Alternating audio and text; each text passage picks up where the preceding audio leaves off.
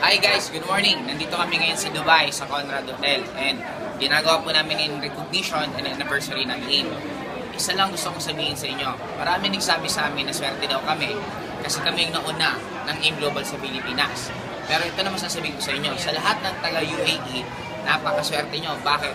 Yung nangyari sa amin noon na kami yung nauna, ngayon ito yung chance na kayo naman ang mauna dito sa UAE. Bakit? Papakita ko sa inyo. Tingnan nyo ha.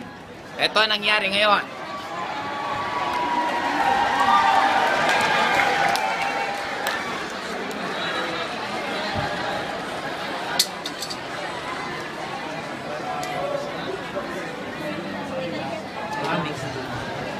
Actually po, hindi po kami marami, kundi sobra-sobrang dami.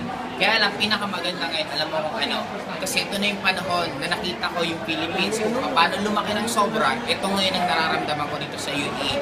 Kaya kung napresentan ka na ng AIM, or hindi ka pa man napipresentan, dapat magpapresent ka na. Kung napresentan ka na ng AIM, dapat sumali ka na. Hindi na to ang pagkakataon para mag-isip ka. Bakit? Na-break na namin ulit yung record na ngayon tanggap na ang AIM Global dito sa UAE. Napakarami ng locals na sumasali dito.